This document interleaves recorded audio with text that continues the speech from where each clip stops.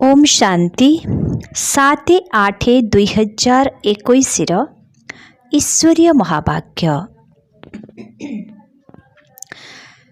परम शिक्षक श्री भगवान उवाच मीठे बच्चे बाबांक स्मृति रे रहिबा द्वारा दशा भल रही थाए। एबे तुम उपरे बृहस्पतिर दशा रहिछि, सेथिपाई तुमर उन्नतिर समय चलिछि। बाबा कहउछन्ति मीठे बच्चे बाबांक स्मृति रे रहिबा द्वारा दशा भल रही थाए। एबे तुम उपरे बृहस्पतिर दशा रहिछि, सेथिपाई तुमर उन्नतिर समय चलिछि।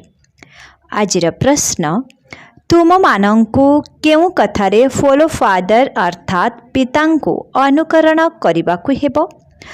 तुम मानंकु केउ कथारे फॉलो फादर अर्थात पितांकु अनुकरण करिबाकु हेबो? उत्तर, जेपरि एही ब्रह्मा बाबा निजर सबु किछि ईश्वरंकु अर्पण करिदेले संपूर्ण ट्रस्टी होई गले, सेहीपरि ट्रस्टी होई रुह। केबे हेले अजथार्थ खर्च करी पाप आत्मा मानंकु देबा उचित नुहे। निजर सबु किछि ईश्वरीय सेवारे लगाओ, पूरा ट्रस्टी हुआ। बाबांक श्रीमतरे चालु थाओ। बाबा देखुछन्ति केउ संतान केते श्रीमतरे चालुछि। गीत अछि तू प्यार का सागर है। ओम शांति। पिला माने गीत सुनिले कहउछन्ति बाबा आमे केउठु आसिलु, केबे आसिलु, पुणी घर को फेरी जिबार रास्ता किपरि भूली गलु। एही ड्रामा को कानरे अर्थात भल भावरे बुझाई दियो। आमे किए, केउठु आसिछु, पुणी कुआडे जिबु। ज्ञानर एक बुंदा देई दियंतु, काहेकिना ज्ञानर सागर अटंती। एबे पिलामाने जानिछन्ति आमे आत्मा केउ स्थानर निवासी अटु, पुणी बाबांको ओ निज स्वर्ग को किपरि भूली गलु ओ किपरि आसी एठारे दुखी हेलु। एही रहस्य कानरे शुणाई दियो। एही बाबा ज्ञानर सागर ओ पवित्रतार मध्य सागर अटंती, प्रेमर सागर मध्य अटंती, शांति सुख ओ संपत्तिर मध्य सागर अटंती।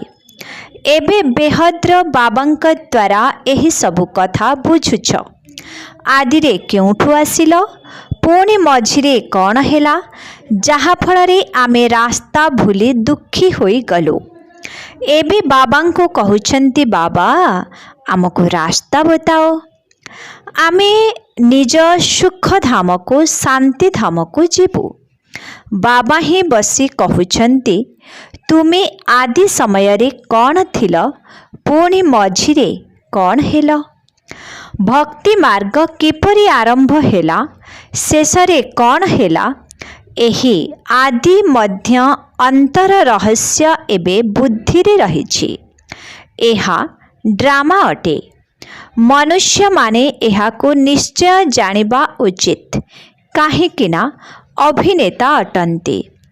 जानिछन्ति आमे आत्मा माने निराकारी शांति धामरु आसिछु, एही टक्की धाम को अर्थात स्थूल दुनिया को। मूल वतन सूक्ष्म वतन, पुणे एहा हेउछि स्थूल वतन।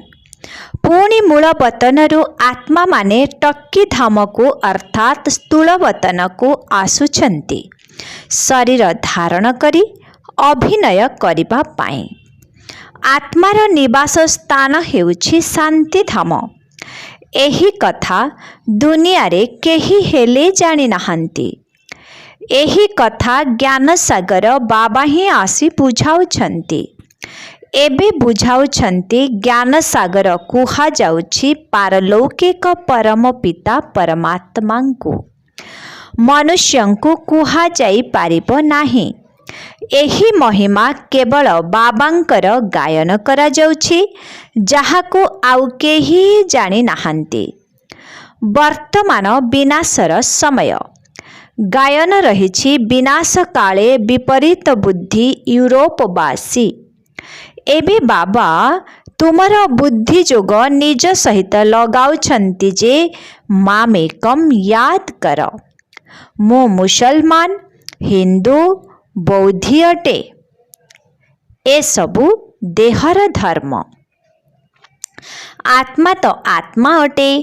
ବାବା ବୁଝାଉଛନ୍ତି ଦେହର ସବୁ ଧର୍ମ ଛାଡ଼ି ନିଜକୁ ଆତ୍ମା ଭାବି ମୋତି ମନେ ପକାଇଲେ ପତିତରୁ ପାବନ ହେଇଯିବ। ବାବା କହୁଛନ୍ତି ନିଜର ଏହି ଦେହକୁ ମଧ୍ୟ ଭୁଲ। ସମସ୍ତଙ୍କ ପାଇଁ ଏହା ହେଉଛି ବାବାଙ୍କର ସନ୍ଦେଶ।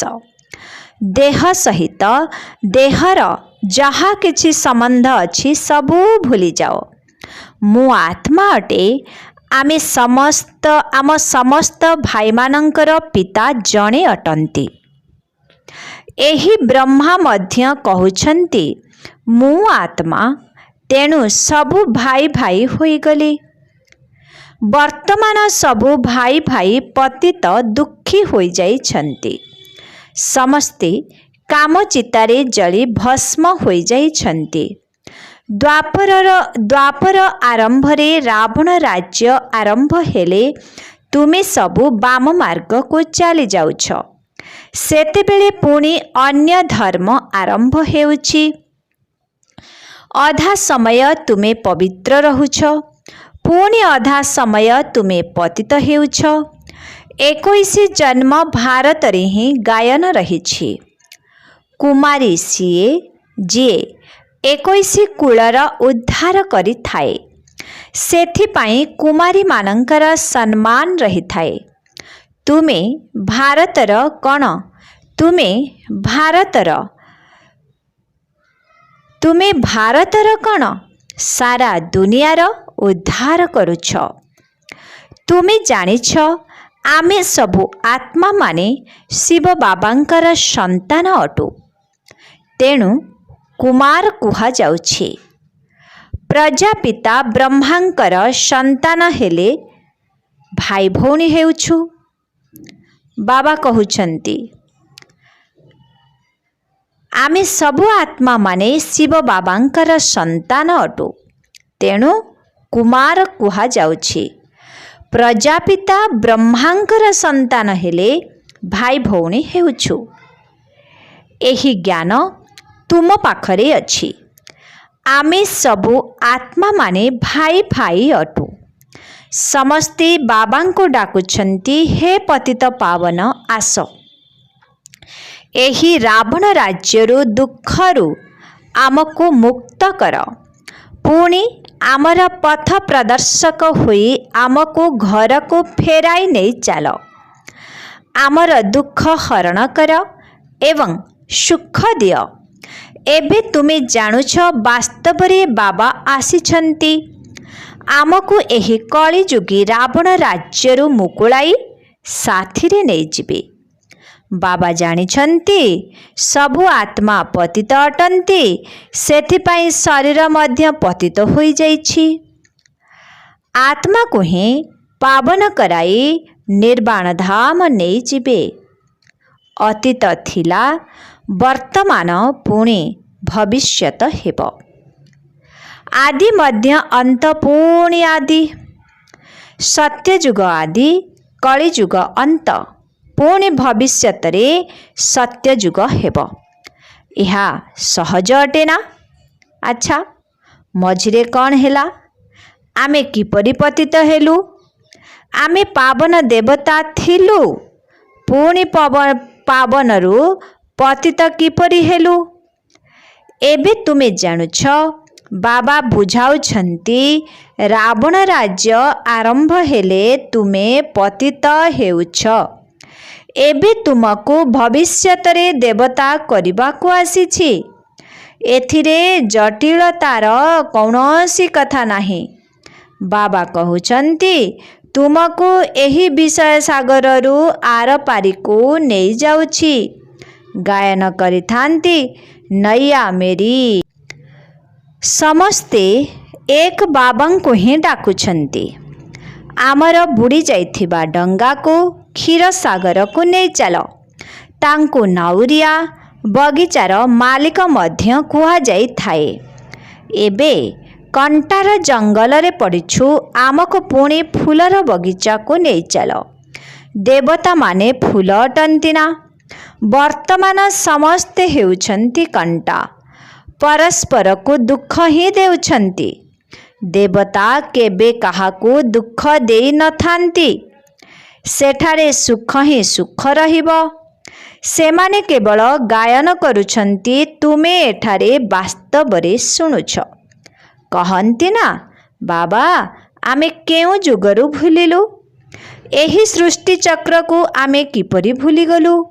सत्य जुग त्रेतारे एहा जानि नथिलु, काहीकिना सेठारे आमे सुखी थिलु, पुणी दुखी केबे हेलु? जेबे रावण राज्य आरंभ हेला। भारतवासी रावण को जलाई थांती जे पर्यंत तार विनाश न होईछि। पुणी सत्य जुगरे कौन प्रत्येक वर्ष जलाइबे? एहा हेउछि भक्ति मार्ग। एबे रावण राज्य विनाश हेब। भक्ति मार्ग रे रावण को प्रत्येक वर्ष जलाई थांती, किंतु मरे नाही। एबे तुम सम्मुखरे रावण जेपरी मरी जाइछि, तुमे जानिछ रावण राज्य एबे शेष हेब। पांच भूतर मुंड कटा जाउछि। प्रथमे काम रूपक भूतर मुंड को काटुछ। काम विकार ही महाशत्रु अटे। बाबा कहउचंती, एही पांच भूत उपरे विजय प्राप्त कले तुमे विश्व उपरे विजय प्राप्त करि पारिबो।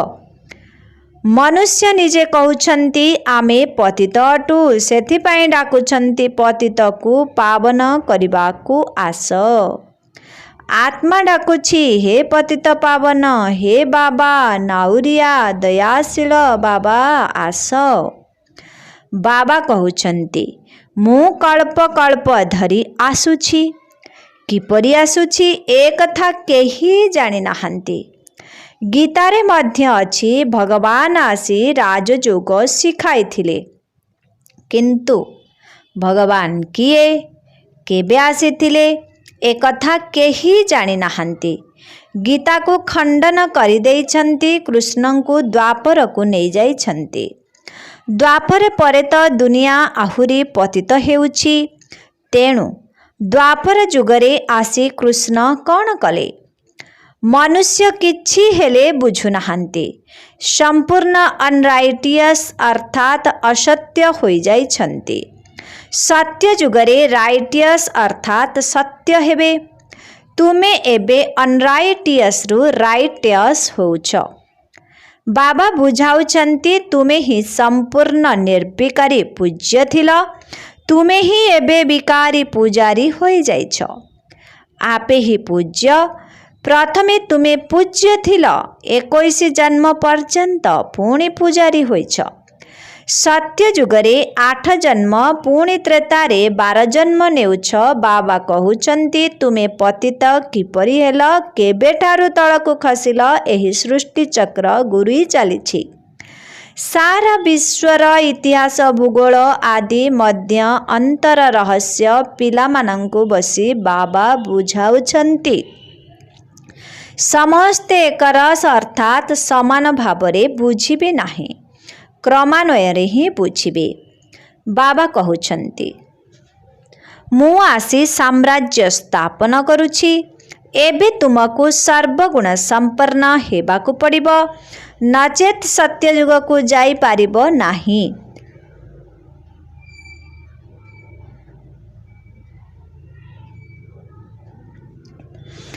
एहिठारे हेबाकू पड़िबो, पुणी भविष्यत रे जाई तुमे राज्य करिबो। ता मझिरे सबु विनाश होई जिवो। विनाश मध्य देखिबो निश्चय। तुमे प्रैक्टिकल रे निजर अभिनय करिबो। तुमे जानि नाह आगकू कौन हेबो, जहा कल्प पूर्वरु होइथिबो ताहा हेबो। तुमको मोट उपरे कुहा जाउछि स्थापना ओ विनाश हेबो। विनाश किपरि हेब जेतेबेले हेब सेतेबेले देखिब। दिव्य दृष्टि द्वारा विनाश तो देखिछ, आगको गले वास्तव जीवन रे देखिब। स्थापनार साक्षात्कार मध्य दिव्य दृष्टि द्वारा देखिछ, पुणी प्रैक्टिकल रे देखिब। किंतु अधिक ध्यान रे जीवा मध्य ठीक नुहे। पुणी वैकुंठ को जाई नृत्य करिबारे लागी पड़ुछंती। ना ज्ञान ना जोग उभयरु वंचित होई जाउछंती। ध्यान रे जीवार कौनसी आवश्यकता नहीं, केवल भोग लगा जाउछि। तुमे ब्राह्मण सेठाकु जाउछ, देवता और ब्राह्मण मानंकर सभा लागुछि। एठारे तुमे पियर घरे अर्थात पितांक गृह रे बसिछ। तुमको योग्य करा जाउछि विष्णुपुरी जीवा पाई। कन्यार निर्बंध हेले ताकू बुझाई दिया जाए ससुर घरे किपरि चलिब।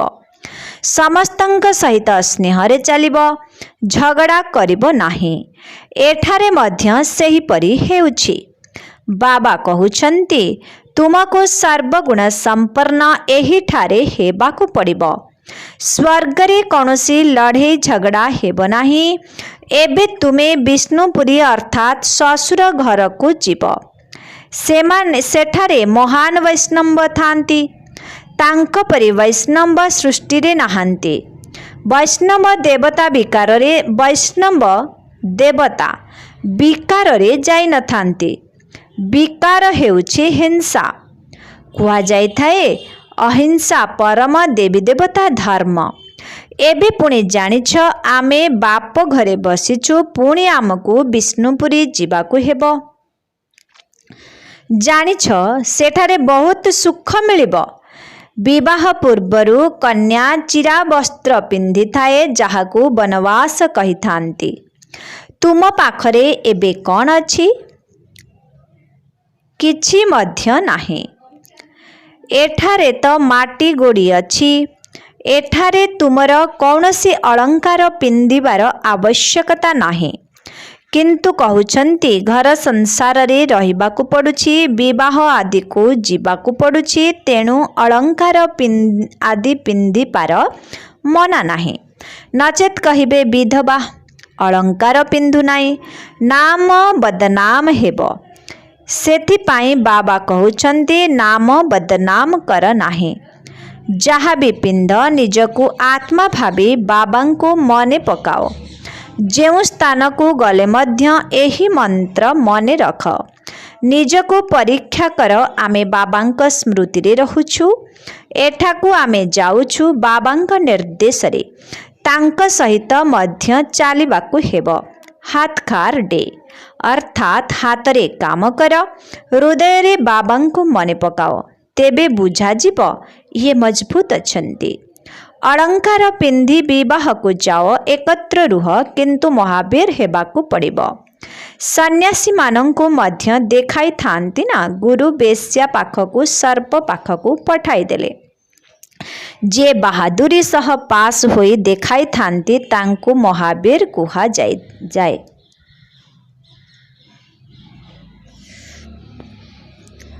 बाबांक स्मृति रे रहिले कौनसी कर्मेंद्रिय द्वारा चंचलता हेब नाही। बाबांको भूलिले कर्मेंद्रिय चंचल हेब। विश्वर तुमे मालिक हेउछ, एहा कण छोट कथा। सन्यासी एही कथा को आदौ जानि नाहंती। शास्त्र रे जदिओ किछि कथा रहिछि, किंतु ताको खंडन करि देउछंती। भगवान उवाच मु तुमको राजयोग शिखाउछि, जे पर्यंत बंचिथिबा ज्ञान अमृत पान करि चलिबा, सुनि चलिबा, राजधानी स्थापन होई जीव। पिला मानंकु घड़ी घड़ी शिक्षा दिया जाउछि, केवल बाबांकु मने रख, दैवी लक्षण धारण कर, कौनसी विकर्म न हेउ। एहा असुर मानंकर काम। तुमे एबे देवता हेउथिबारु दैवी गुण धारण करिबाकू हेब। सबुठारु बड़ हेउछि काम विकारर कंटा। ପୂର୍ବରୁ ଅଭ୍ୟାସ ପଡ଼ିଯାଇଥିବାରୁ ଘଡ଼ି ଘଡ଼ି ତଳକୁ ଖସି ପଡ଼ୁଛନ୍ତି। ମାୟା ଚାପୁଡ଼ା ମାରି ବେହୋସ କରିଦେଉଛି। ସେଥିପାଇଁ ଗାୟନ କରାଯାଇଛି। ଆଶ୍ଚର୍ଯ୍ୟ ଭାବେ ଶୁଣୁଛନ୍ତି, କହୁଛନ୍ତି, ଏବେ ତୁମେ କେବଳ ବାବାଙ୍କର ହୋଇଛ। କହୁଛ ମଧ୍ୟ ଏହା ସବୁ ଈଶ୍ୱରଙ୍କର ଦାନ। ତେଣୁ ତୁମେ ଟ୍ରଷ୍ଟି ହୋଇଯାଉଛ। ଏସବୁ ତାଙ୍କର, ଆମକୁ ତାଙ୍କ ଶ୍ରୀମତରେ ଚାଲିବାକୁ ହେବ। ଏସବୁ ତାଙ୍କର, ଆମକୁ ତାଙ୍କ ଶ୍ରୀମତରେ ଚାଲିବାକୁ ହେବ। ବାବା ମଧ୍ୟ ଦେଖୁଛନ୍ତି ମୋତେ ସବୁ କିଛି ଅର୍ପଣ କରି ପୁଣି ଶ୍ରୀମତରେ କିପରି ଚାଲୁଛନ୍ତି। କୌଣସି ଅଯଥା ଖର୍ଚ୍ଚ କରି ପାପ ଆତ୍ମାମାନଙ୍କୁ ଦେଉନାହାନ୍ତି ତ। ଆରମ୍ଭରୁ ଏହି ବ୍ରହ୍ମା ମଧ୍ୟ ଟ୍ରଷ୍ଟି ହୋଇ ଉଦାହରଣ ସ୍ୱରୂପ ହୋଇ ଦେଖାଇଲେ ନା। ସବୁକିଛି ଈଶ୍ୱର ଅର୍ପଣ କରି ନିଜେ ଟ୍ରଷ୍ଟି ହୋଇଗଲେ, ଆଉ କାହାକୁ କିଛି ଦେଲେ ନାହିଁ। ଈଶ୍ୱରଙ୍କ ଅର୍ଥେ କରିଥିବାରୁ ଈଶ୍ୱରଙ୍କ କାମରେ ହିଁ ଲାଗିବା ଉଚିତ। ଶରୀର ନିର୍ବାହ ମଧ୍ୟ ହେଉଥିଲା ନା। ଯାହା କିଛି ଥିଲା ସବୁ ସେବାରେ ଲଗାଇ ଦେଲେ। ତାଙ୍କୁ ଦେଖି ଅନ୍ୟମାନେ ମଧ୍ୟ ଏହିପରି କରିଥିଲେ। ଭଟ୍ଟି ସଂଗଠନ ହୋଇଗଲା। ଭଟ୍ଟି ସଂଗଠିତ ନ ହୋଇଥିଲେ ସେବା ନିମନ୍ତେ ସନ୍ତାନମାନେ ହୁସିଆର ଅର୍ଥାତ୍ ଯୋଗ୍ୟ କିପରି ହୋଇଥାନ୍ତେ? ପାକିସ୍ତାନରେ ଶିଖିଲେ, ପୁଣି ଏଠାକୁ ଆସି ଶିଖିଲେ। ଯେବେ ବୁଝାଇବା ଯୋଗ୍ୟ ହେଲେ ସେତେବେଳେ ବାହାରକୁ ବାହାରିଲେ। ଏବେ ତ ଦେଖ କେତେ ପ୍ରଦର୍ଶନୀ ଆଦି କରୁଛନ୍ତି। ବିଖ୍ୟାତ ଲୋକମାନଙ୍କୁ ନିମନ୍ତ୍ରଣ ଦେଉଛନ୍ତି। ଏହି ଜ୍ଞାନ ଯଜ୍ଞରେ ଅନେକ ପ୍ରକାରର ବିଘ୍ନ ମଧ୍ୟ ପଡ଼ିବ। ବିଘ୍ନକୁ ଡରିବା ଅନୁଚିତ। ଅବଳାମାନଙ୍କ ଉପରେ ଅନେକ ଅତ୍ୟାଚାର ହେଉଛି। ବାବା କହୁଛନ୍ତି ଯୋଗ ବଳରେ ରହି ତାଙ୍କୁ ବୁଝାଅ। ଭଗବାନ ପିତାଙ୍କର ସନ୍ତାନ ହୋଇ ପୁଣି ତାଙ୍କୁ ଭୁଲି ଯାଉଛ। ମାୟାର ହୋଇଯାଉଛ। ଏହା ମଧ୍ୟ ହାର ଜିତ୍ର କୁସ୍ତି ଅଟେ। ବକ୍ସିଂ ସଦୃଶ। ମାୟା ଗୁସ୍ସା ଅର୍ଥାତ୍ ମୁଥ ମାରିଲେ ବେହୋସ ହୋଇଯାଉଛନ୍ତି। ବାବା କହୁଛନ୍ତି ମାୟାଠାରୁ କେବେ ହାର ନାହିଁ। ପବିତ୍ର ରହିଲେ ବିଶ୍ୱର ମାଲିକ ହେବ। କେତେ ବଡ଼ ଆମଦାନୀ। ଯଦି ପୁରା ପୁରୁଷାର୍ଥ ନ କରିବ ତେବେ ଯାଇ ସେଠାରେ ଦାସଦାସୀ ହେବ। ରାଜଧାନୀ ଏଠାରେ ହିଁ ସ୍ଥାପନ ହେଉଛି। ଆଚ୍ଛା, ମିଠେ ମିଠେ ଶିଖିଲ ଦେ ସନ୍ତାନମାନଙ୍କ ପ୍ରତି ମାତପିତା ବାପଦାଦାଙ୍କର ମଧୁର ସ୍ନେହ ଭରା ସ୍ମୃତି ଏବଂ ସୁପ୍ରଭାତ। ଆତ୍ମିକ ପିତାଙ୍କର ଆତ୍ମିକ ସନ୍ତାନମାନଙ୍କୁ ନମସ୍ତେ। ଆତ୍ମିକ ସନ୍ତାନମାନଙ୍କର ଆତ୍ମିକ ପିତାଙ୍କୁ ଓମ୍ ଶାନ୍ତି ନମସ୍ତେ। ମୁଖ୍ୟ ସାର। 1ରେ ବଞ୍ଚିଥିବା ପର୍ଯ୍ୟନ୍ତ ଜ୍ଞାନ ଅମୃତ ପିଇବାର ଅଛି। ମହାବୀର ହୋଇ ମାୟାର ବକ୍ସିଂ ଅର୍ଥାତ୍ ମୁଷ୍ଟିଯୁଦ୍ଧରେ ବିଜୟୀ ହେବାର ଅଛି।